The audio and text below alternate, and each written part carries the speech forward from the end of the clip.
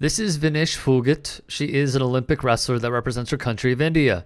She was flanked by Sakshi Malik. The two held the presser with explosive allegations.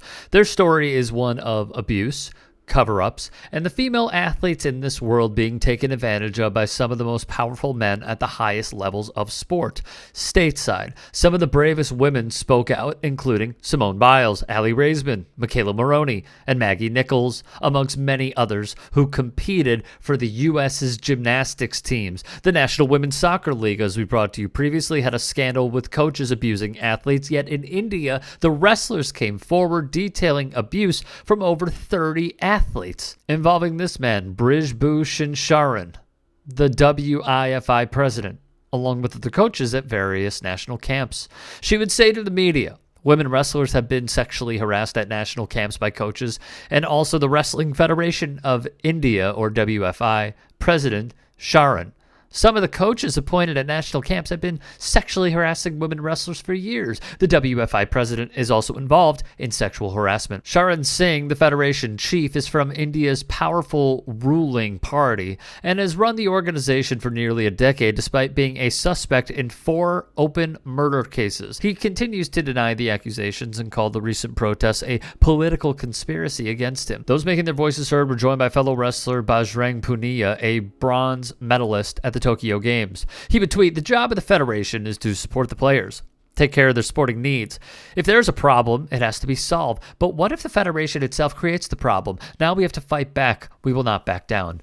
Vinesh, who's spearheading the campaign for Singh's removal as the WFI chief over the charges, also alleged that several complaints of sexual abuse and mistreatment of boys wrestlers were reported to the federation's higher-ups, but no action was taken on them. Vinesh alleged she was also subjected to mental harassment by the 65-year-old MP and had contemplated unaliving herself. She alleged she had faced death threats for complaining against Singh.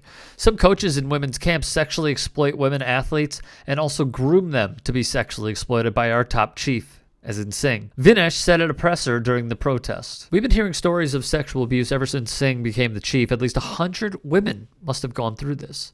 Vinesh feared her career will be over for speaking out. Vinesh said many wrestlers feel intimidated from coming forward because of their humble origins. They are scared because of their family background. They can't fight them because they're powerful. The latest allegations follow India cycling coach RK Sharma, who was accused of sexual harassment. Sharma allegedly forced himself into the room of a cyclist, offering her post-training massages and stating he wants her to be his wife, per the cyclist in her complaint against him.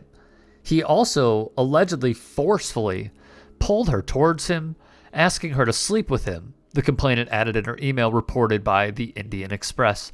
This is sadly nothing new. A 2020 news report found 45 sexual harassment complaints registered at the Sports Authority of India in the past 10 years, 29 of which were against coaches. A 2019 government report on women empowerment stated that cases of sexual harassment in sports could be higher, and many times cases against coaches also might have gone unreported. It further added, the committee finds it quite unfortunate that the mentor and guide himself is turning the predator. Singh is also an active part of India's Hindu nationalist movement and has a police case against him for his part in the demolition of a historic mosque in 1992 by a mob who claimed without proof that there was a Hindu temple underneath. Singh has been involved in violence over the years, as we discussed previously, dating back to the 90s. Despite this, he continues to run at least 50 educational institutes across northern India and has immense political clout.